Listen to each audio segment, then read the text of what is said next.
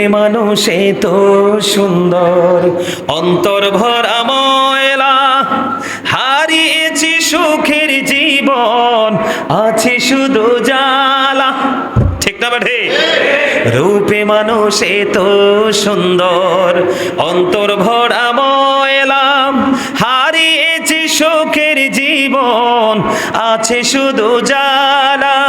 জ্বলছি দিবানিশি, ভুলে গেছি হাসি, জীবন থাকিতে যেন হলো রে মরণ। এত যে সুন্দর এই পৃথিবী, স্রষ্টা করেছে সৃজন। চারিদিকে আধার ঘেরা, আলো গেল চলে, এই পৃথিবী করলো পাগল, সবই গেলা ভোলে রে, সবই গেলে ভোলে। দুঃখ যখন আসবে এই পৃথিবী হাসবে, দুঃখ যখন আসবে এই পৃথিবী হাসবে। ঠিক কিনা বলেন? ভুলিবে না প্রভু তোমায়, হবে রে আপন। এই তো যে সুন্দর এই পৃথিবী, স্রষ্টা করেছে সৃজন। মারহাবা বলেন। আরো অনেক বড়, জুম্মার দিন তো এত বেশি গাওয়া যায় না। এটা আমার লেখা, আমার সুর, ভাল লাগছে? কথা বলে না কেন? ভালো লাগে নাই? আরে যারা বিবেকবান তারা বুঝছে কথাগুলো কতটা সুইয়ের মতো আঘাত করে। রূপে মানুষ এত সুন্দর, অন্তর ভরা ময়লা, হারিয়েছি সুখের জীবন, আছে শুধু জ্বালা। আসলে এখনকার মানুষ কি সুখে আছে? সুখের অভিনয় করছে। সত্যিকারে আদতে মানুষের ঘরে সুখ নেই।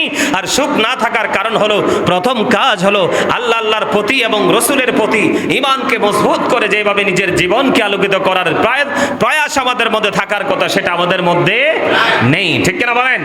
যেটা বলতে চেয়েছি, আল্লাহর প্রতি বিশ্বাস, আল্লাহর প্রতি ঈমান আপনার কেমন থাকতে হবে? এই দুনিয়াতে যত গুনাহ মানুষের গুণাবলী থাকুক, সৃষ্টির গুণাবলী থাকুক, সব কিছুর চাইতে শিরক মুক্ত হলো আল্লাহ রাব্বুল আলামিন। তার মানে পৃথিবীর কোন সুন্দরের সাথে স্রষ্টার সুন্দরকে কম্পেয়ার করা যায়? যাবে? কথা বলেন, যাবে? স্রষ্টা সম্পর্কে তিনি কেমন মালিক? মূসা বলল, আল্লাহ তোমাকে আমি দেখতে চাই। আল্লাহ ডাইরেক্ট বললেন না। মূসা বলল, রব্বি আরনি, আল্লাহ বলে দিলেন লাং তারানি। মূসা দেখতেই চাইলেন, আল্লাহ বললেন তুমি তুর পাহাড়ের দিকে তাকাও, যদি তুর পাহাড়ের অস্তিত্ব খুঁজে পাও তাহলে আমি প্রভুকে দেখতে পাবে। তুর পাহাড়ের দিকে চাইয়া দেখে তুর পাহাড় পরে ছাই হয়ে গেছে। জোরে জোরে একবার বলেন আল্লাহু আকবার। তিনি হলেন সেই স্রষ্টা। বিসমিল্লাহির রহমানির রহিম। কুল হুয়াল্লাহু আহাদ। আল্লাহু আকবার বলেন না কদ্দু? আরো জোরে সুবহানাল্লাহ বলেন। আরো জোরে, আরো জোরে। আল্লাহ বলেছেন সূরা ইখলাসে, বন্ধু কুল, আল্লাহ আল্লাহর হাবিবকে ডাক দিলেন, হাবিব আপনি বলে দেন, হুয়াল্লাহু আহাদ, আল্লাহ এক। আহাদ মানে কি? আল্লাহ এক, লা শারিক, আল্লাহ ইজ ওয়ান, আল্লাহর সাথে কোনো শরীক নাই, তিনি অদ্বিতীয়। এই যে বিশ্বাস আল্লাহর প্রতি, ইসলামের রুকনগুলোর মধ্যে প্রথম রুকন।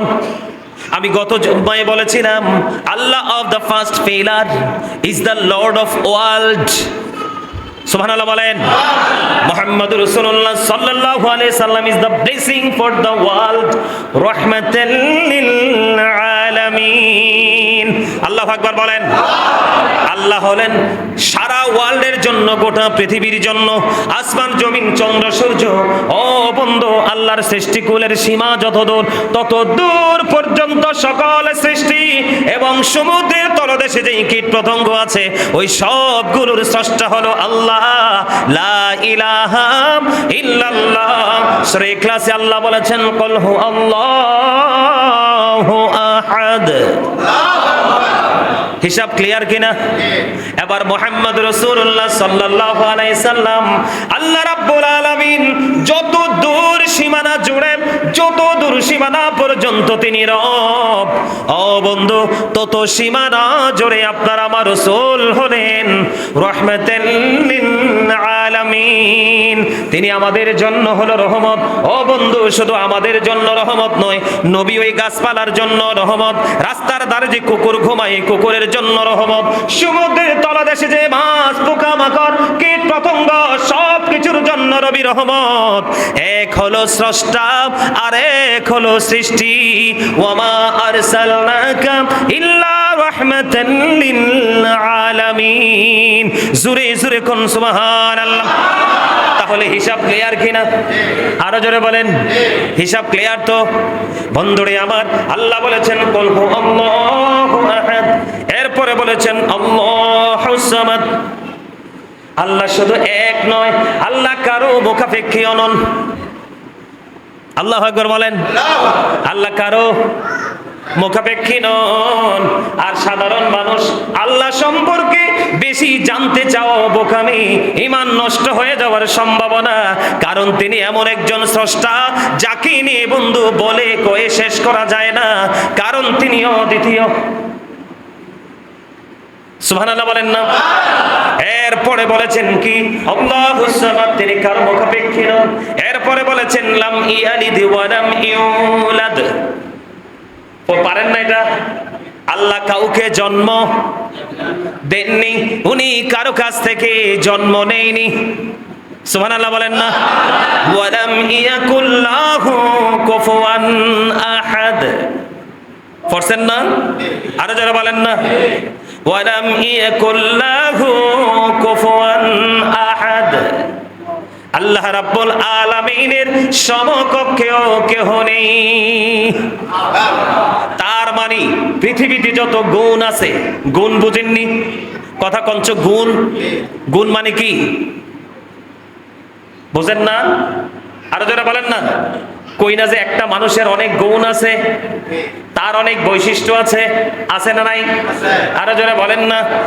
আসেনি?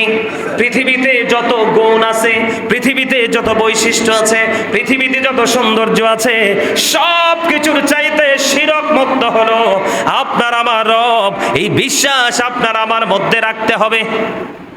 ইমানদাররা কি বলে জানেননি? যারা ইমান মজবুত ইমানদার, টেকসই ইমানদার, তারা যখন পৃথিবীতে সুন্দর কোনো কিছু দেখে, তারা তখনই বলে ওঠে, আল্লাহ গো, তোমার সৃষ্টি এত সুন্দর, না জানি তুমি স্রষ্টা আরো কত সুন্দর। ঠিক কিনা বলেন? আরো জোরে বলেন না? আমি একটা সঙ্গীত লিখেছিলাম, মনে পড়ছে, গাইবে একটু? ওমা, গাইবো? হ্যাঁ গাইবো? হ্যাঁ মাগো, শব্দি রাজি। আলহামদুলিল্লাহ বলেন।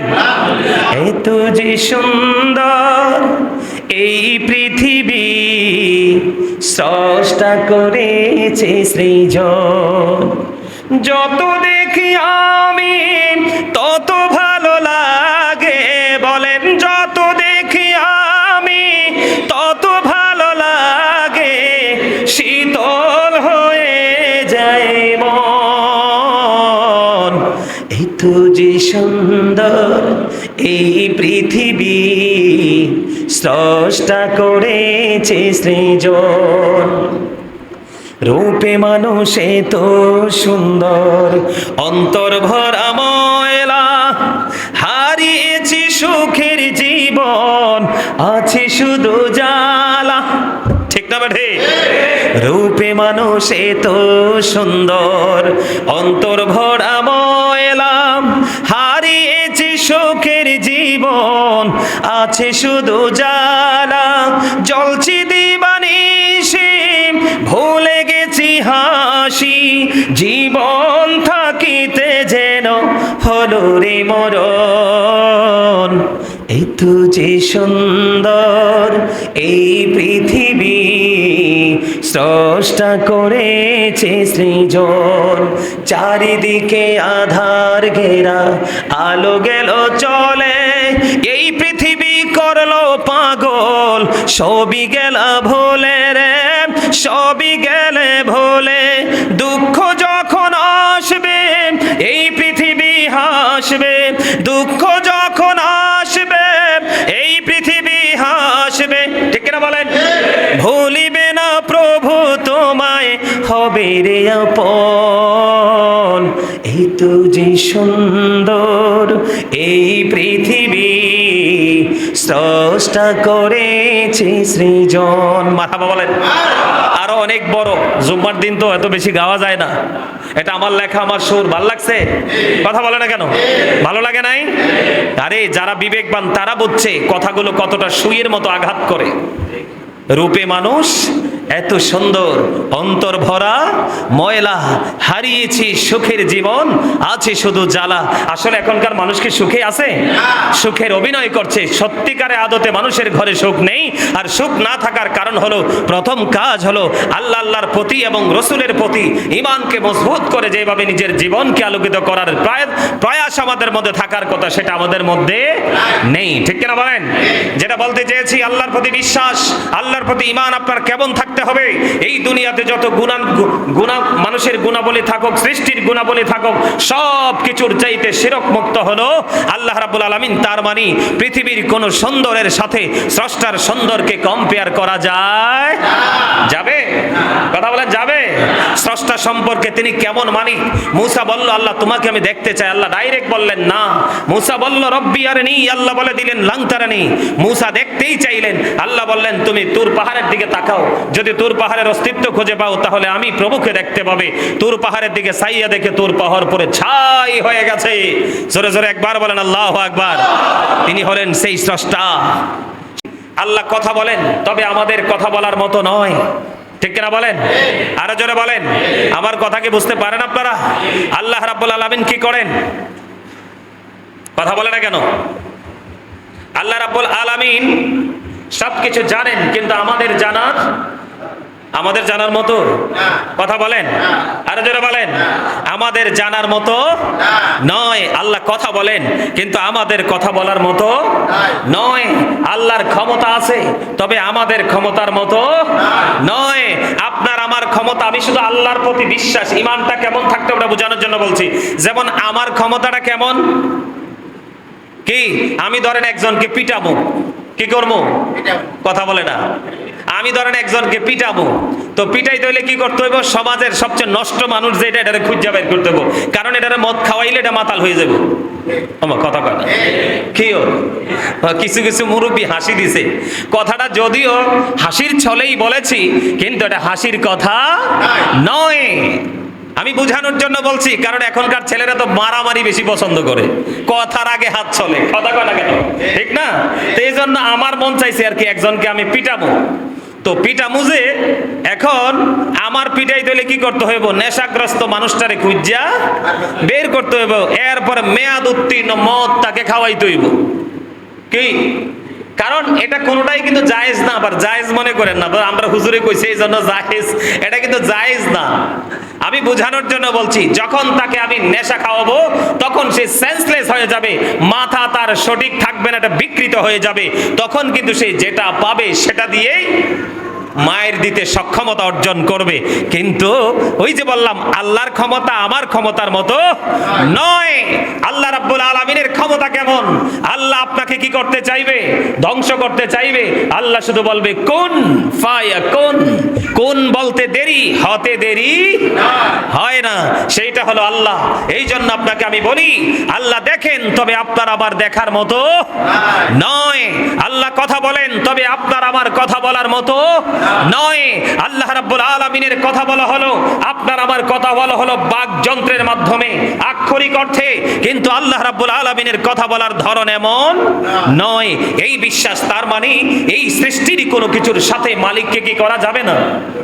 তুলনা করা যাবে না, কম্পেয়ার করা যাবে না। এটাকে পুরোপুরি শিরক মুক্ত রাখতে হবে, তাহলেই আপনার আল্লাহর প্রতি ঈমানটা টেকসই থাকবে। অন্যথায় কিন্তু আপনার আমার আল্লাহ রাব্বুল আলামিনের প্রতি টেকসই ঈমান থাকবে না। যেমন ধরেন, আমাদের মধ্যে মূর্তি পূজক আছে না নাই? আর জোরে বলেন না কেন? মূর্তি পূজক আছে না নাই? আর জোরে। সম্মানিত উপস্থিতি, আমাদের মধ্যে যারা মূর্তি পূজক আছে তারা কিন্তু স্রষ্টাকে বাদ দিয়ে সূর্য পূজা করে না? সূর্য কিন্তু কাল কিয়ামতের দিন জাহান্নামে যাবে। কোথায় যাবে? দোজখে। দোজখে কেন যাবে জানেন? এটা যাওয়ার কারণ হলো যারা এই পৃথিবীতে সূর্য পূজা করতেছে, আল্লাহ ছাড়া অন্য কিছুর পূজা করতেছে, এগুলোকে জাহান্নামে দিয়ে আল্লাহ রাব্বুল আলামিন ওই পূজকদেরকে কাল হাসরের ময়দানে আখিরি নবীর উম্মত আল্লাহর প্রিয় বান্দাদের সামনে তাদেরকে লজ্জা দিবে, লজ্জিত করবে। আওয়াজ তোলে একবার বলেন নাউজুবিল্লাহ। আর যারা বলেন আমাদের মধ্যে মূর্তি পূজক আছে না নাই? আল্লাহ কোরআনে কি বলেছেন? ইন্নামাল খামরু ওয়াল মাইসিরু ওয়াল আনসাবু ওয়াল আজলামু রিজসুম মিন আমালি শাইতান। আল্লাহ বলেছেন মদ, জুয়া, মূর্তি, ভাগ্য গণনা এগুলো ঘৃণ্য বস্তু, শয়তানের কাজ। আওয়াজ তোলে একবার বলেন নাউজুবিল্লাহ। আর যারা বলেন নাউজুবিল্লাহ। আমরা আল্লাহ ব্যতীত আর কারো উপাসনা করব না, ঠিক কিনা বলেন? আর যারা বলেন সমস্ত মূর্তিগুলো যদি একত্রিত হয়, কথা বুঝে নেন, মানে আল্লাহর প্রতি এবং আল্লাহ ছাড়া যারা অন্য কারো উপাসনা করে তাদের আর আমরা যারা আল্লাহর প্রতি বিশ্বাস স্থাপন করি তাদের প্রতি, এই যে সামনে আসেন, এই মুরব্বী এদিকে সামনে চলে আসেন, জায়গা আছে, আমাদেরকে দেখান। সমস্ত মূর্তিগুলো যদি একত্রিত হয়, সমস্ত মূর্তিগুলো যদি একত্রিত হয়, একটা মাসি কি বানাতে পারবে?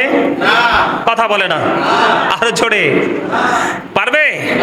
আবার মাসি যদি মূর্তির কাছ থেকে কোনো কিছু ছিনিয়ে নিয়ে যায়, মূর্তিগুলোকে ছোট্ট যেই কীটের মতো মাছি, এই মাছি থেকে কি কোনো কিছু আনতে পারবে? তাহলে তোমরা কার উপাসনা করছো? ওয়াল আনসাব, মূর্তির কথা বলেছে আল্লাহ, এটা ঘৃণ্য বস্তু, শয়তানের কাজ। বিবেকবান মানুষ কখনো আল্লাহ রাব্বুল আলামিনকে ছেড়ে অন্য কারো উপাসনা করতে পারে? আপনারা জানেননি ইব্রাহিম খলিলুল্লাহর খবর?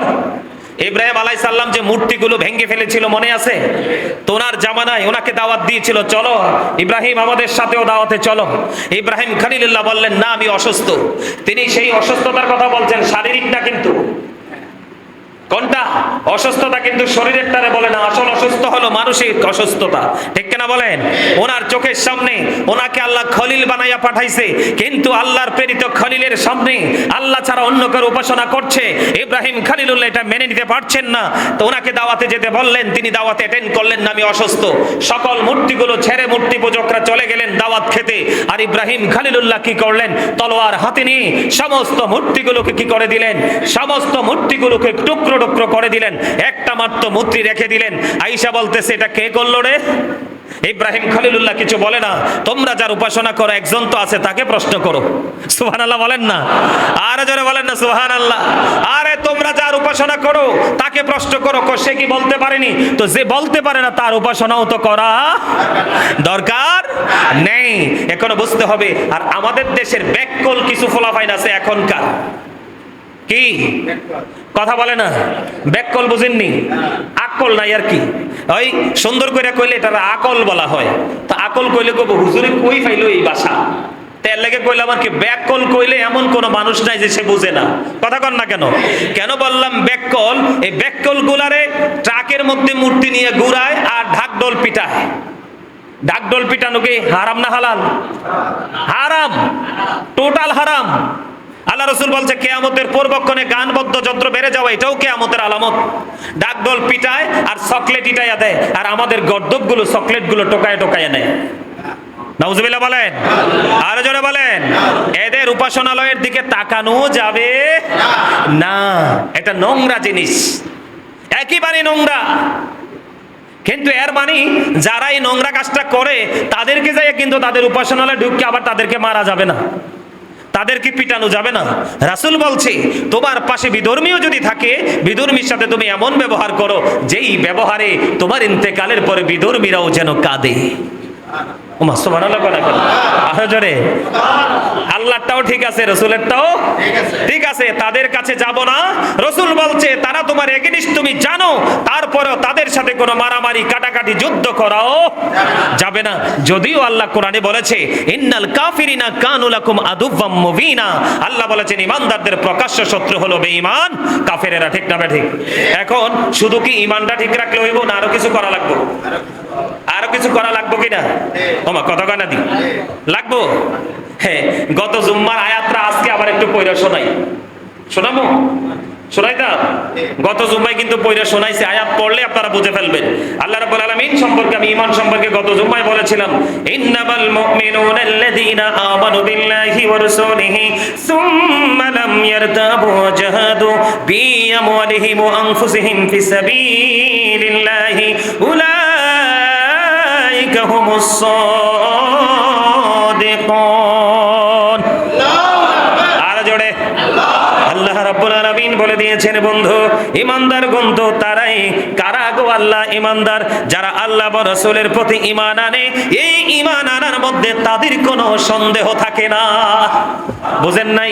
আমি আল্লাহকে বিশ্বাস করেছি, আমি আমার রাসূলকে বিশ্বাস করেছি, যোগ্য দক্ষ আলেমদের মাধ্যমে যেইভাবে তাদের প্রতি বিশ্বাস স্থাপন করা যায় আমি এইভাবে বিশ্বাসটা স্থাপন করেছি। কিন্তু এমন ভাবে বিশ্বাস স্থাপন করেছি, এই বিশ্বাসের মধ্যে বিন্দু পরিমাণ কোনো সন্দেহ আমি রাখি নাই। আল্লাহ বলছে তারাই তো মুমিন, তারাই তো ঈমানদার। কি করি নাই? বিন্দু পরিমাণ কোনো সন্দেহ রাখি নাই। এরপর আল্লাহ রাব্বুল আলামিন কি বলেছেন? ওয়া জাহাদু বি আমওয়ালিহিম ওয়া আনফুসিহিম ফি সাবিলিল্লাহ। নিজ জান মাল দ্বারা আল্লাহর পথে জিহাদ করে একবারে নিখুঁতভাবে তাদের প্রতি বিশ্বাস রেখেছি। এবং আমি আরেকটা হৃদয় থেকে আরেকটা সিদ্ধান্ত নিয়েছি, আমি জান মাল সব কিছু আল্লাহ আল্লাহ রাসূলের জন্য কুরবানি করব। জোরে জোরে কন্না সুবহানাল্লাহ। আল্লাহ রাব্বুল আলামিন বলেছেন, উলাইকা হুমুস সাদিকুন। তারা ঈমানের দাবিতে সত্যবাদী। আল্লাহ আল্লাহ আল্লাহ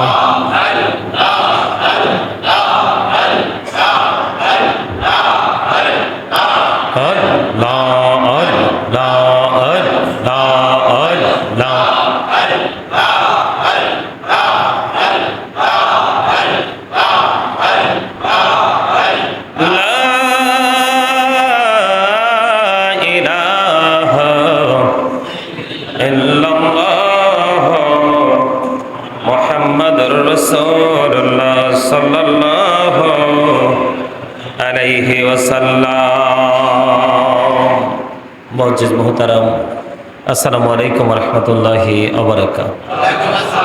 আমরা আল্লাহ রাব্বুল আলামিনের দরবারে লক্ষ কোটি শুকরিয়া জ্ঞাপন করছি। মহান রাব্বুল আলামিন আজকে আমাদেরকে পবিত্র জুম্মার দিনে, দোয়া কবুলের দিনে, গুনাহ মাফের দিনে, গরিবের হজের দিনে, মুমিনের ঈদের দিনে আল্লাহ রাব্বুল আলামিন এই জান্নাতের বাগানে আসার বসার তৌফিক দিয়েছেন। সেই শুকরিয়া তার সকলে একবার করুন আলহামদুলিল্লাহ। সম্মানিত উপস্থিতি, আজকে আমি যে বিষয় নিয়ে আলোচনা করব, আল্লাহর প্রতি ঈমান বিশ্বাস আমাদের কিভাবে রাখতে হবে সেই বিষয় নিয়ে আলোচনা করব।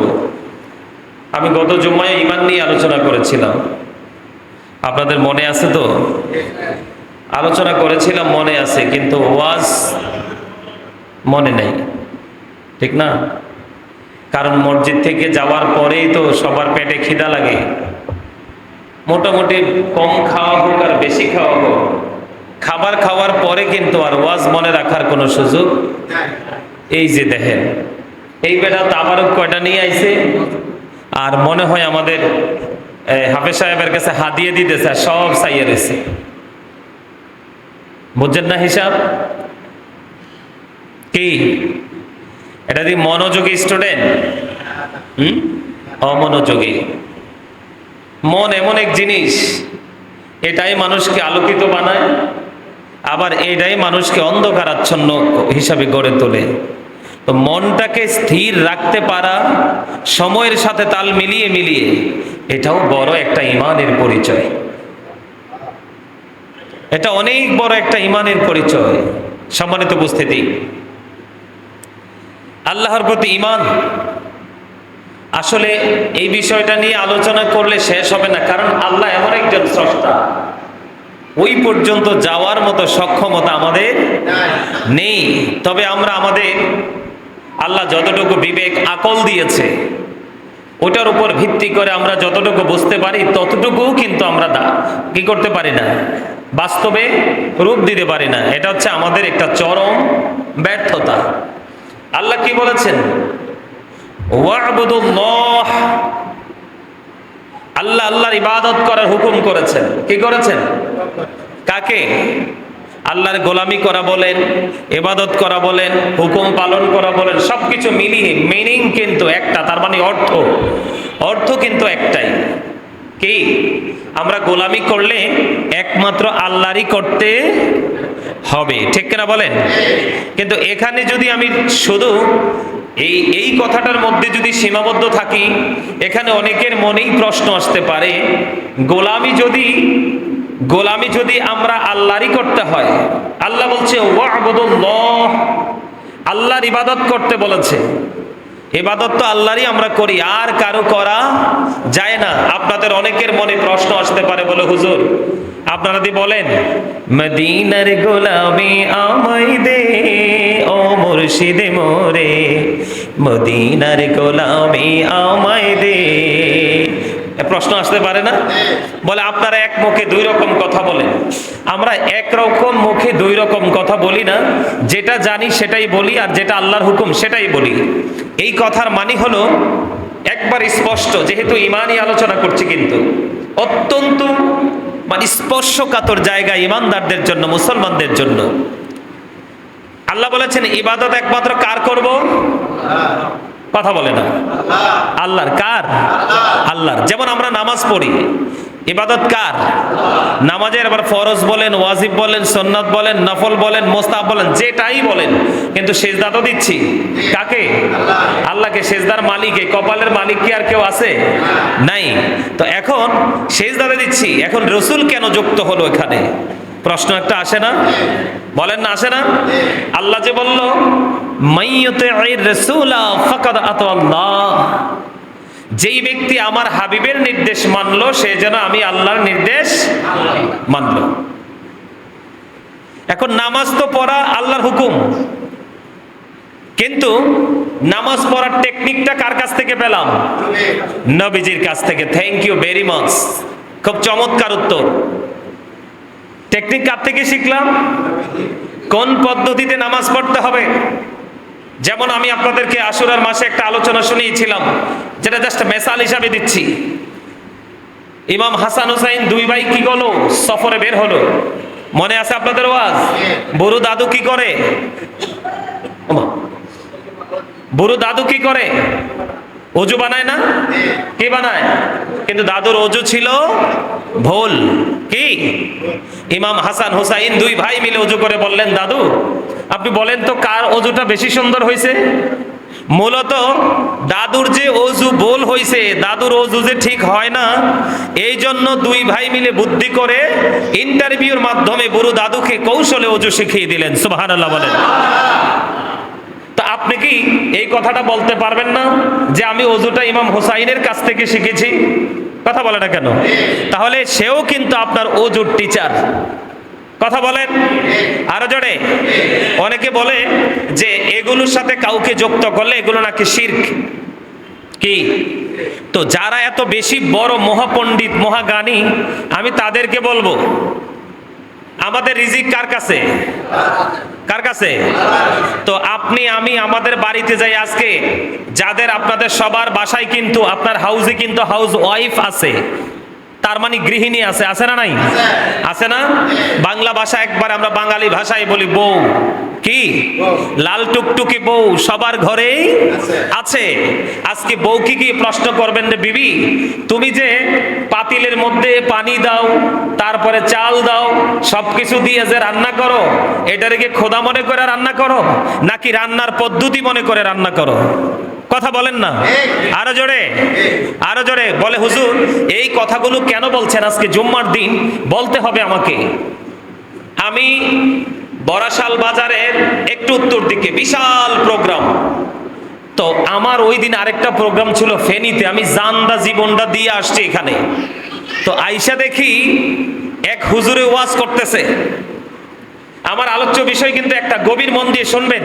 মানে মানুষকে কিভাবে আমাদের মতো মোল্লারা ধোকা দিচ্ছে। ওই যে আমার রাসূল বলছে কিয়ামতের পরবক্ষণে পৃথিবীতে সবচেয়ে নিকৃষ্ট মানুষ হবে আলেমরা। এটা সবসময় মাথায় রাখবেন। যদি আলেম হওয়ার পরে তার চরিত্র, ক্যারেক্টার যদি গুড ক্যারেক্টার না হয়, সে আলেম না। সার্টিফিকেট দিয়ে আপনি কি করবেন? কথা বুঝতে পারছেন? হ্যাঁ লাগবে, সার্টিফিকেটও লাগবে, আপনি শিক্ষা অর্জন করতে হবে, কিন্তু যেই শিক্ষার মধ্যে মনুষ্যত্ব নাই, পবিত্রতা নাই, ওই শিক্ষা দিয়ে তো কোনো ফায়দাও নেই। আপনি হলেন দামি কখন হবেন? যতটুকু অর্জন করছেন ততটুকুর উপর যদি আমল করতে পারেন তাহলে আপনি হবেন জ্ঞানী। কিন্তু আপনার কাছে এলেম আছে কিন্তু আপনার আমল নাই, আপনার এই জ্ঞানের কোনো মূল্য নেই। তো ওখানে গেছি, আমাদের গ্রামে গঞ্জে বিশেষ করে চর অঞ্চলে যখন মানুষ কৃষি কাজ করে, যেমন সবজির বাগান করে না, পোকামাকড় বা আপনার কোনো পশু পাখি খেয়ে ফেলে, তখন কিন্তু আপনার খড়কুটা দিয়ে একটা মানুষের আকৃতি বানায়, বানায় না? বানায় কি করে? কালো, আমরা একবার বাংলা ভাষা ফাইলা, কি কালো ফাইলা দিয়ে কি করে, মানে সাদা সাদা কি দিয়ে দেয়, মানে এটা কিসের মতো দেখা যায়?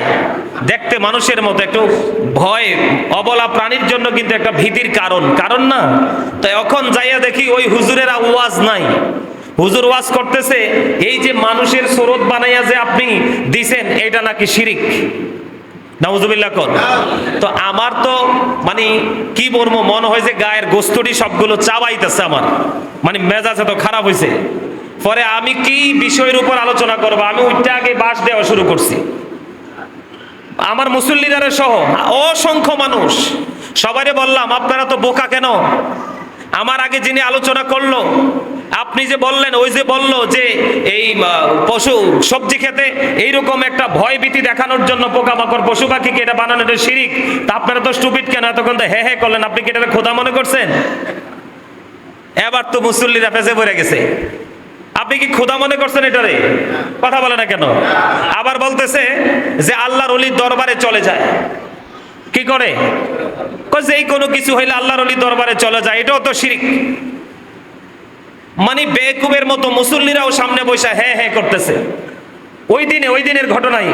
পরে ওনাদেরকে বললাম, আপনি কি কোনোদিন কোন আল্লাহর ওলির কাছে ওনাকে আল্লাহ মনে করে গেছেন, নাকি আল্লাহ পাওয়ার মাধ্যম মনে করে গেছেন? মাধ্যম মনে করে গেছি।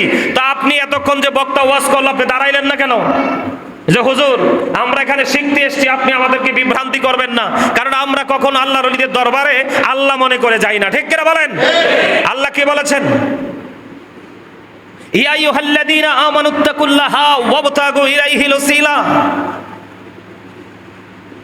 আপনার ঈমানকে মজবুত করার জন্য আমি যদি একটু বিপরীত দিকে না যাই তাহলে ডেরিক ওয়াজ করে আপনি বুঝবেন না।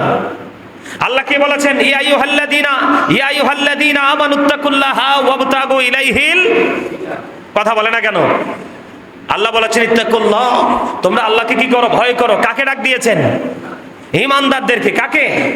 আরো জোরে বলেন। এরপর আল্লাহ রাব্বুল আলামিন বলেছেন ওয়াবতাগু ইলাইহিল ওসিলা, আল্লাহকে পাওয়ার জন্য তোমরা উসিলা তালাশ করো। কি করো? উসিলা। এবার আল্লাহ আবার বলেছেন ইয়া আইয়ুহাল্লাযীনা আমানুত্তাকুল্লাহা ওয়া কুনু মা'আস সাদিকিন।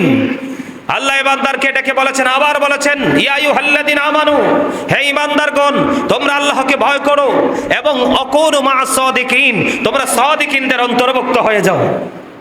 ওমা সুবহানাল্লাহ দি কয় না? সাদিকিন বুঝেন না? Truthful men and truthful people. তার মানে সত্যবাদী একজন মানুষও হতে পারে, একের অধিক মানুষও হতে পারে। আমাদের মধ্যে কি একজনই সত্যবাদী? অসংখ্য মানুষ আছেন আমাদের মুসলমানের মধ্যে। কথা বুঝতেছেন আমার? বলছে কে? আমি কিন্তু হাদিস বলি নাই। এরপর আল্লাহ কি বলেছেন? আপনি মিশে গেলেন আল্লাহর কথা অনুযায়ী, কোন না কোন হক্কানি আলেম, কোন ওলির সাথে আপনি মিশে গেলেন। এবার আল্লাহ বলেছেন ফাদখুলি ফি ইবাদি ওয়াদখুলি জান্নাতি। আল্লাহ বলেছেন join with my dear people, come to my paradise. আল্লাহ বলেছেন তোমরা আমার প্রিয় লোকেদের সাথে যুক্ত হও আর আমার জান্নাতে চলে আসো। তাহলে আমি তো আল্লাহর ওলির কাছে গিয়েছি, আল্লাহর ওলির কাছে গিয়েছি আল্লাহকে পাওয়ার জন্য।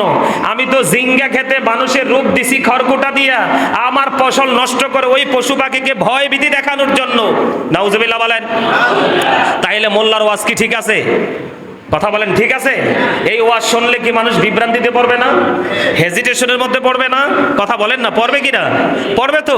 তো এই জন্য আমি আপনাদেরকে আজকে বলে দিলাম, আল্লাহ বলেছেন ওয়াবুদুল্লাহ, তোমরা আল্লাহর ইবাদত করো, ওয়ালা তুশরিকু বিহি শাইয়্যা, আল্লাহর সাথে কোনো কিছুকে শরীক করো